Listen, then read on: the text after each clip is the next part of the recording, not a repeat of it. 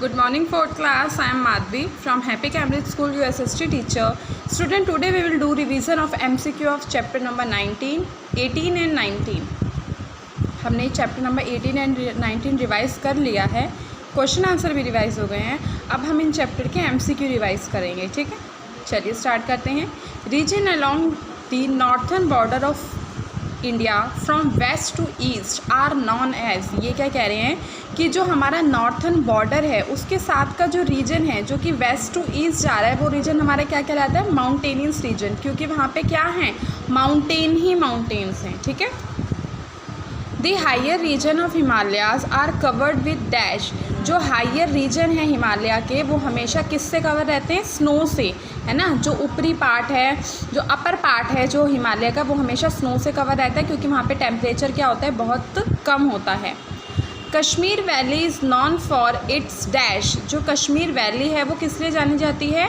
For its scenic beauty. उसकी जो beauty है ना वो पूरे वर्ल्ड में फेमस है कश्मीर वैली की. ठीक है. Kashmiri carpet and dash shawls are famous all over the world. Kashmir के कारपेट और कहाँ की शॉल्स फेमस हैं? पश्मीना की जो शॉल्स हैं वो पूरे वर्ल्ड में फेमस हैं.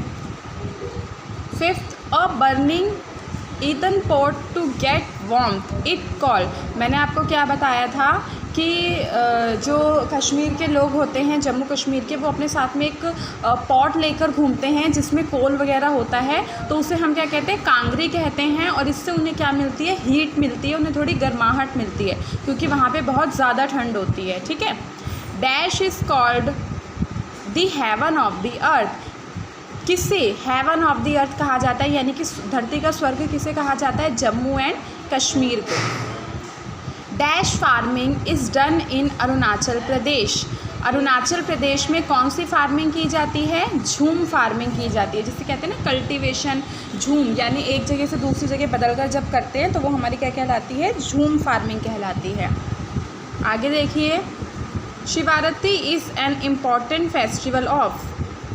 जो शिवरात्रि है वो कहाँ का इम्पॉर्टेंट फेस्टिवल है? हिमाचल प्रदेश का. ठीक है. जो शिवरात्रि है वो हिमाचल प्रदेश का इम्पॉर्टेंट फेस्टिवल है. Next is dash is called the Apple state of India. किसको एप्पल स्टेट ऑफ इंडिया कहा जाता है? हिमाचल प्रदेश को, क्योंकि वहाँ के जो एप्पल्स हैं वो बहुत ज़्यादा फेमस हैं. ठीक है. Dash is the capital of Sikkim. Sikkim की कैपिटल क्या है? गंगटॉक. ठीक है. सिक्किम की कैपिटल क्या है? Gangtok. Next is which cattle are reared by the people of mountains? goat, sheep, mules या all of them? तो इसका आंसर क्या है? all of them.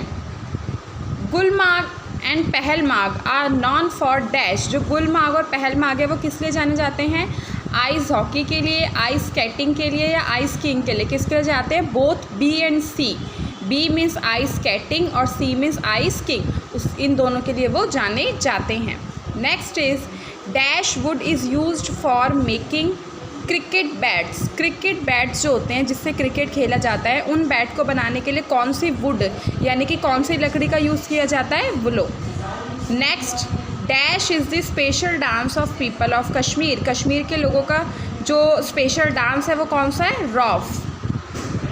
अब देखो बेटा 19 चैप्टर के हैं MCQ. First is where are the northern plain extended. जो नॉर्थन प्लेन है वो कहाँ से कहाँ तक एक्सटेंडेड है?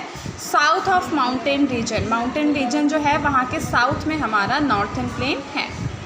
Which river made the northern plain. Northern plain कौन सी रिवर बनाती है? गंगा एंड ब्रह्मपुत्र. ठीक है. What does Brahmaputra make when it enters Assam.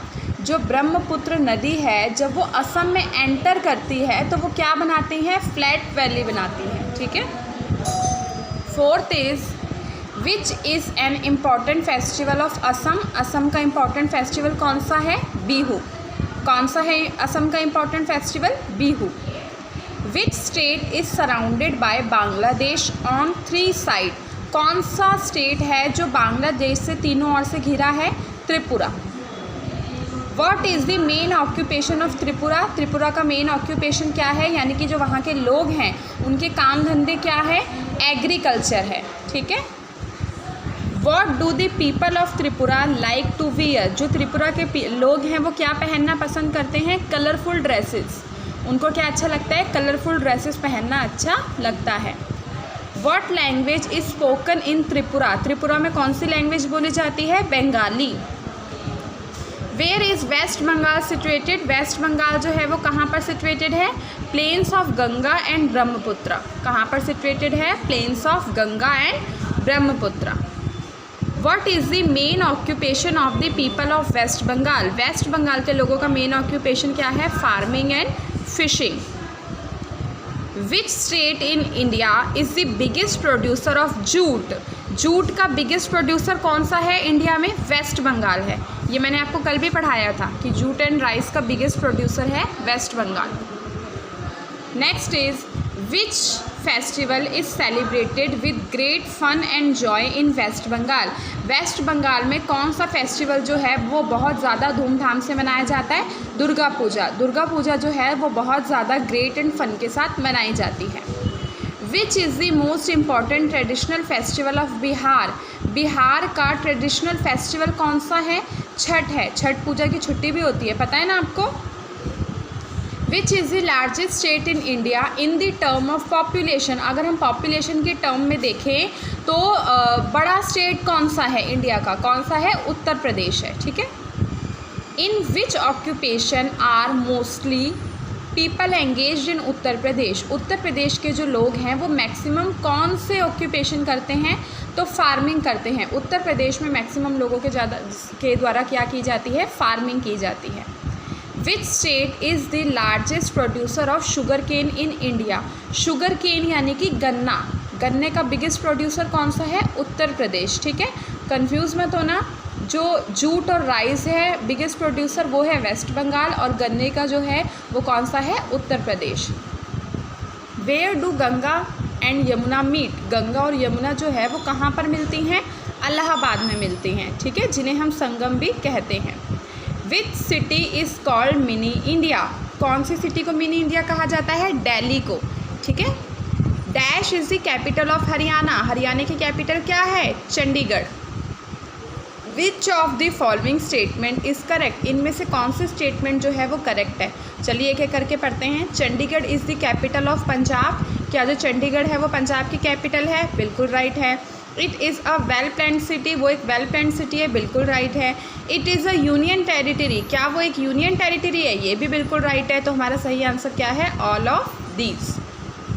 तो बेटा आज मैंने आपको चैप्टर नंबर 18 एंड 19 के MCQ रिवाइज़ करवाए, ये भी पेपर में आएंगे, आपको पता है ना 5 मार्क्स का आपका MCQ है, बाकी 15 मार्क्स का आपका सिंपल पेपर है। तो आपको ये रिवाइज़ करना है अच्छे से ताकि UT आप कर पाएँ।